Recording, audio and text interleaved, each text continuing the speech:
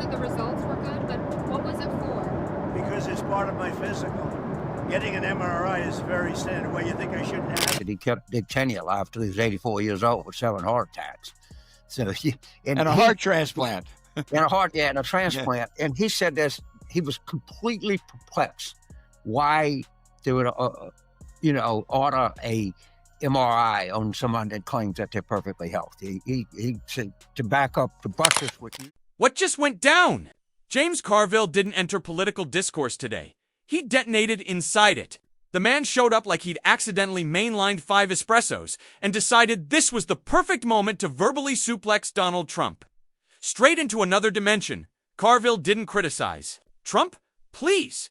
He unleashed a full-blown Louisiana thunderstrike. The kind of political smackdown that makes the internet collectively freeze, crash, and attempt a forced reboot. And trust me, whatever you think happened, it was louder, wilder, messier, and 10 times more unhinged. Strap in. Because this saga isn't just chaos, it's Kaczynski's microphone-melting chaos. Let's break it down now. Do you consider a pardon or a commutation for Ghislaine Maxwell if it's something I haven't thought about. It's really something. I'm allowed to do it, but it's something I have not thought about. But you wouldn't rule it out, sir? You ain't seen nothing yet. Okay. He is going, before he leaves, he is going to pardon everybody in his administration. Do you think he's not going to pardon Pete Hegseth? Of course he is. You think he's not going to pardon Jared and Witkoff and that whole crowd? Of course he is. He can pardon himself. Before we dive in, hit that like button and subscribe, because trust me, you do not want to miss what's coming next. James Carville didn't just stroll into the political arena today. He burst in like a man who woke up, chose unfiltered chaos for breakfast, and chased it with a gallon of industrial-grade caffeine. 1 second the political world was mumbling along, and the next it got sucked into a Category 5 comedic cyclone, and right there in the eye of the storm, Carville himself, spinning like a tornado with a PhD in professional roasting, ripping through the discourse and leaving scorched earth where calm discussion used to be. Buckle up. This is only the warm dash-up. Really, really significant downside political standing right now. He's got to realize at some point that he's appointed a pack of buffoons that can't do anything, but he's a big enough buffoon that he may not realize it. But I am just worried sick about the next 3 years.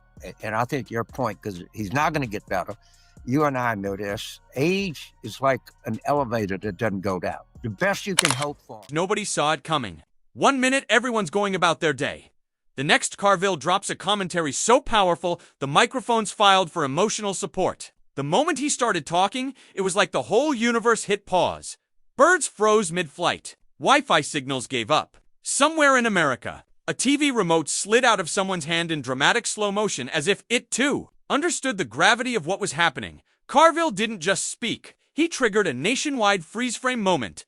You can go chapter and verse of the number of things that they've done, but you look at the big, beautiful bill, which might be the single most immoral piece of legislation to pass the Congress since at least they passed these Jim Crow laws or whatever that bullshit was.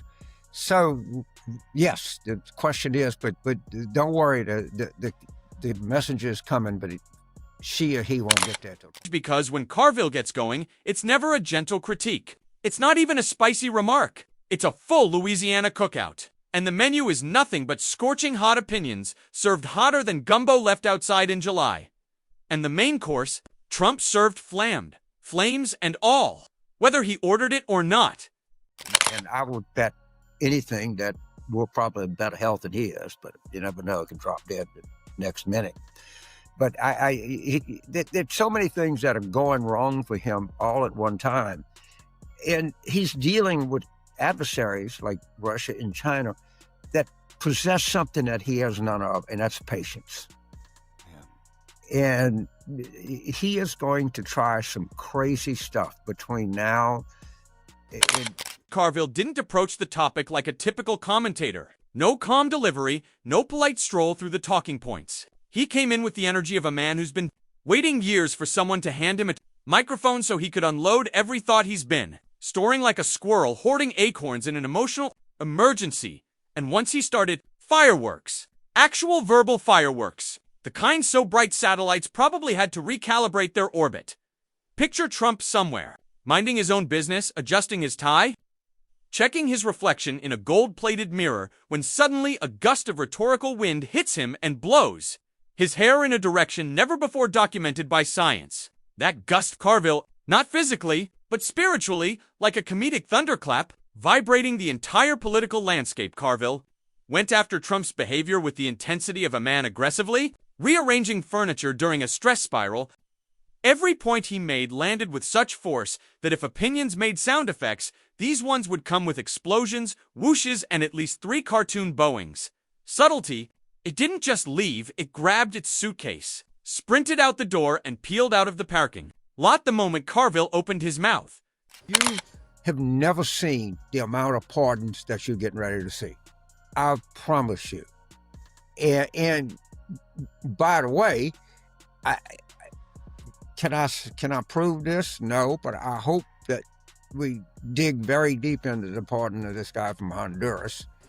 And The real bombshell dropped when Carville described Trump's antics with such brutal clarity that everyone watching suddenly had the exact same mental image. Trump metaphorically tripping over his own statements, scrambling for balance while the universe blasted dramatic opera music in the background, and the best part, Carville narrated the chaos like he was reading a children's storybook titled The Day Everything Fell Apart. Again, each transition Carville made felt like leveling up in a video game of political mayhem. One moment he's calling out Trump's never-ending spiral of theatrics. The next he's painting a scene so vivid you could practically see Trump pacing in circles, desperately searching for a comeback that wasn't scribbled on a napkin at 3 a.m., and Carville's delivery? Oh, it was lethal. Razor-sharp timing. The swagger of a man who knows he's about to detonate at least 7 group chats. He didn't tiptoe into the conversation like a polite guest. He kicked the door open, marched straight in, and claimed the living room as his personal stage. Trump's reputation? Tossed around like laundry in a washing machine set to maximum agitation. Well, what's happened is we have just inequalities or discrepancies or whatever you want to call it. And about 45% of the country can't pay any bills. Young people see no future. They can't imagine themselves ever buying a house. They can't imagine themselves ever affording an education. Meanwhile, savers and old people have just run off with the whole stack. And look at what we just did. We just added another $4 trillion in debt. We just gave more tax. This wasn't just commentary, it was a full-blown experience. Viewers felt like they'd wandered into a comedy club where the headliner did political stand-up with You couldn't look away, not because it was serious, but because it was wildly, absurdly, uncontrollably funny. The more Carville described Trump's reactions, the more the visual comedy exploded. You could practically see it. The dramatic sighs, the frantic hand gestures, the panicked energy of someone realizing their phone is at 1% while trying to navigate a city they've never been to. And Carville's tone, it came seasoned with premium-grade sarcasm, dripping like syrup but burning like hot sauce. Every line basically whispered, "I'm done pretending this needs to sound polite." And the audience felt every ounce of that spicy honesty. His metaphors spun around the situation like a caffeinated carousel, leaving viewers dizzy with laughter and wondering how this man doesn't already have his own 24/7's roast channel. At one point, it felt like Trump's public persona was placed on a rotating pedestal while Carville circled it with a clipboard pointing out absurdities. With the crisp precision of a museum critic who's absolutely had it, the entire moment radiated theatrical brilliance. A grand performance without lights, costumes, or props, powered entirely by raw, unfiltered comedic electricity. I guess it's 96-4. You could say it is both sides. And Right. I don't like it. I would have pardoned my own son. I'd pardon my grandson. Who wouldn't have done that? But, hopefully, I think I'll make a projection here at 2028. I think the biggest dominant issue is going to be corruption. Because I think we're just getting a whiff of it. And every time you thought Carville was finished, he'd whip around with yet another angle, a fresh layer of absurdity, a new comedic wrinkle in Trump's behavior. The whole takedown unfolded like a magician yanking endless scarves out of a hat. Colorful, ridiculous, and apparently infinite.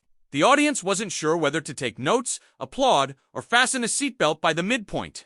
The intensity reached the level where popcorn refills weren't a luxury. They were a survival tool. Carville's commentary practically choreographed Trump into a dance of bewilderment, spinning him through imaginary scenarios so wild even the idea of dignity had to clock out and take a personal day. Suddenly, Trump's grand persona looked less like a titan of bravado and more like a balloon someone accidentally released, spiraling around the room making sputtering noises, then crash landing in a sad heap on the floor. By the time Carville hit his grand finale, the atmosphere felt like the end of a fireworks show where the finale goes on 3 minutes too long, leaving the crowd unsure whether they're witnessing genius or pure, caffeinated madness. Spoiler, it was both. The comedic aftermath was so intense that anyone watching probably felt like they just sat through a masterclass on verbal demolition. Trump's once polished, puffed-up image now resembled a deflated pool float, drifting awkwardly in the shallow end, still visible, but absolutely not majestic. In the depth, but the breadth of it. I mean, wherever it was, if it was Mississippi or Virginia or New Jersey or Georgia, it was all the same thing. And, you know, as we speak now, there's this Tennessee district that's up special on, going to be the second. And Trump carried that district by 22 points. His polling is now at an all-time low. I just saw Gallup. He's at 36. How about much lower you can go? And the beauty of it all. Carville didn't need theatrics. No props, no dramatic lighting, no special effects, just words. Relentless, hysterical words delivered with the swagger of a man who's been doing this for decades and somehow still finds new ways to shock the room. Every line landed like a perfectly timed slapstick moment in a comedy film, the kind so spottin', the sound crew breaks character and laughs. When the dust finally settled, the political landscape looked like a comedy battlefield scattered with punchlines, metaphors, and whatever was left of Trump's composure. Carville didn't stroll away with a victory speech. He walked off with the cool confidence of someone who knows he just unleashed something unforgettable. And Trump? Let's just say if reputations had shock absorbers, his would still be bouncing at that point. The moment stopped being about politics and evolved into pure spectacle. An entertainment-grade obliteration delivered by a man who refuses to pull punches. Thank goodness for that, because the result was nothing short of cinematic comedy. Viewers will be replaying it, quoting it, and laughing about it for weeks. Carville didn't just make a point, he made a moment. A blazing, unfiltered, delightfully ridiculous moment that reminded everyone just how wildly entertaining political chaos can be when filtered through the mind of a master showman. Well, you asked the correct question because we know that Michael Wolff said that in that safe, Epstein pulled out pictures of him and Trump with some scantily clad young females, and that Trump had a stain on his trousers. One has to assume that, no reason to think Michael was not telling the truth, that when his apartment, a condo, a mansion was raided. And as the echoes of Carville's verbal fireworks faded, one thing became crystal clear. Whatever happens next, nobody is forgetting this performance anytime soon. Carville's moment didn't drift quietly into the archives of political memory. It planted itself front and center. Like a parade float shaped suspiciously like pure, unfiltered chaos, the aftershocks hit everywhere. Commentators scrambling for oxygen. Analysts staring into the void, waiting for their brains to reboot. Viewers wondering whether they had just watched political analysis or a theatrical demolition disguised as one. Either way, it was obvious Carville had tapped into a level of comedic ferocity usually reserved for cartoons where everything explodes at once for no reason. His intensity seeped into every corner of the discourse. Carville painted Trump's decision-making style like a carnival ride that starts spinning before anyone's buckled in, chaotic, unpredictable, and slightly hazardous to anyone within earshot. But the image that stuck hardest? Trump metaphorically wobbling like a decorative lawn ornament caught in a windstorm, trying desperately to stay upright while the breeze of reality kept blowing stronger with every second.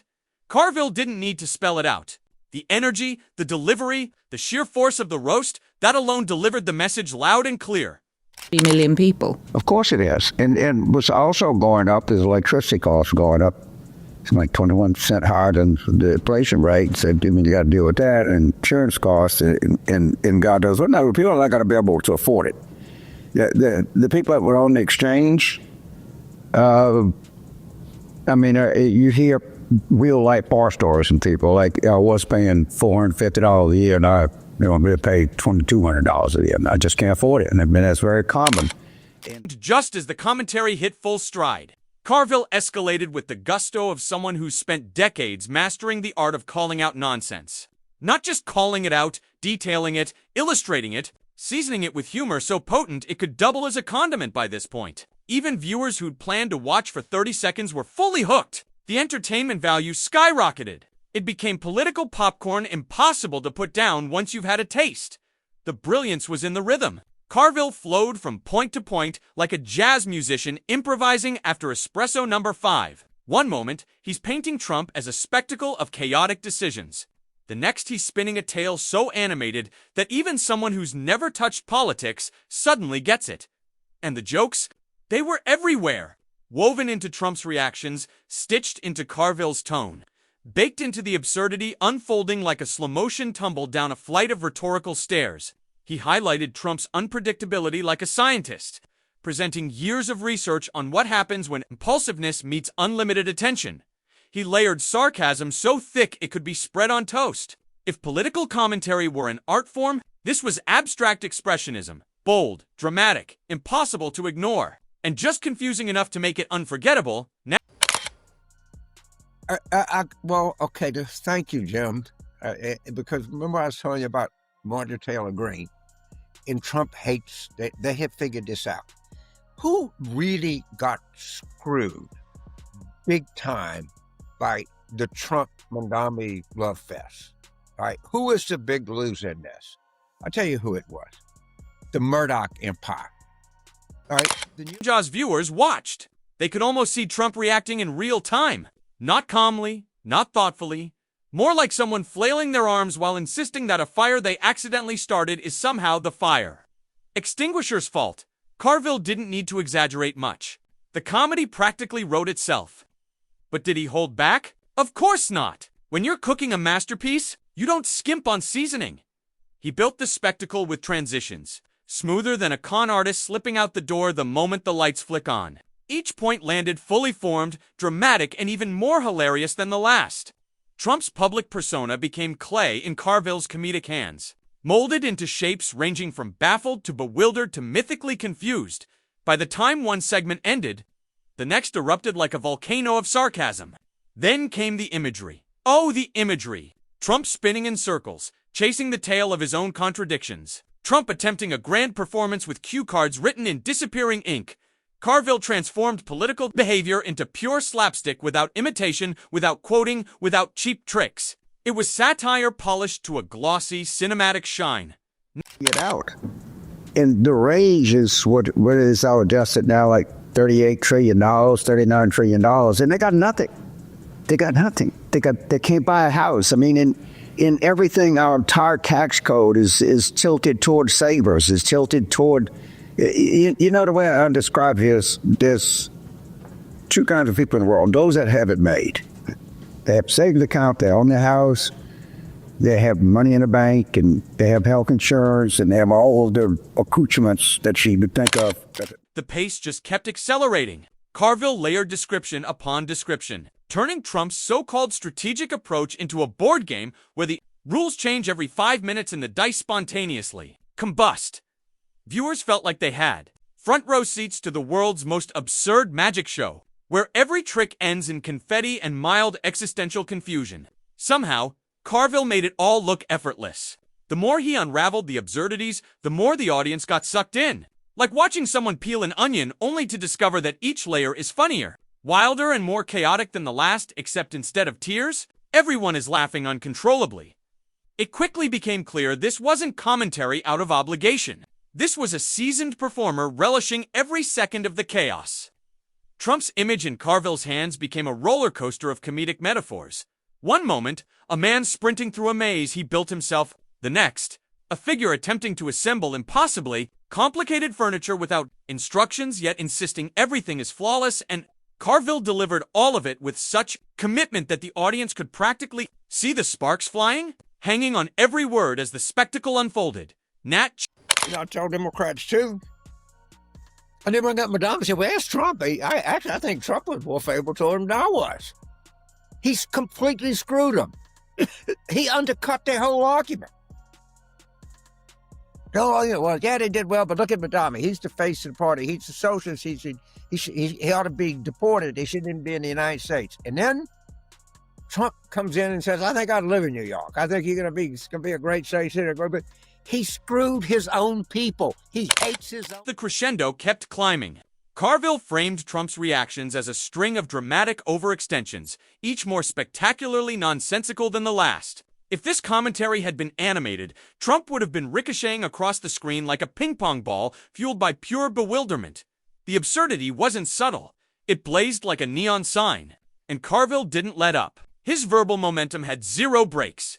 He barreled forward with the determination of a man who had waited far too long to unleash a full-blown comedic monsoon. Trump's behavior became the centerpiece of a performance where every twist outdid the last. Not because of exaggeration, but because Carville framed it with surgical, theatrical precision. Picture Trump metaphorically juggling decisions while teetering on a wobbly stool, that stool being public perception. The juggling balls representing conflicting statements and the audience watching wide, bracing for the inevitable collapse. Carville didn't even need to narrate the fall. The energy alone made the comedic disaster impossible to ignore. So I'm sorry, but to the 10% that said, well, I voted for change, I didn't vote for this, then you are a goddamn idiot. And what my favorite group of people are these Wall Street Trump supporters, these guys worth $6 gazillion. Well, I didn't know he was going to do this. I was surprised that they wasn't thought out. What the fuck has he ever done in his life that's ever been thought out? Nothing. How could you... By now, the commentary had reached its most electrifying form. Satire wrapped in storytelling. Storytelling dipped in sarcasm. Sarcasm topped with the kind of comedic clarity that could power a city. Carville orchestrated every moment like a maestro conducting a symphony of chaos.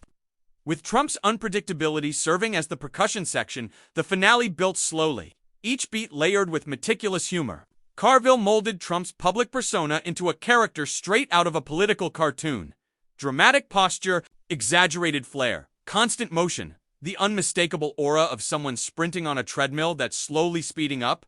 The image stuck Trump scrambling, improvising, panicking, while Carville calmly observed, like a teacher grading a crayon-filled exam by the end. Carville's takedown felt less like commentary and more like a comedic masterpiece. Trump's grand self-image had been theatrically deflated, sinking to earth like a parade balloon losing air one hilarious second at a time. Carville strode away metaphorically, dusting off his hands, leaving behind a spectacle so unforgettable it practically deserved its own awards ceremony. In the aftermath, the world basked in pure entertainment. Carville's words echoed like a triumphant drumroll. Trump's aura, once inflated with bombast, now drifted like a confused feather caught in the wind. And the audience? They savored every second of the beautifully chaotic, perfectly executed symphony they had just witnessed.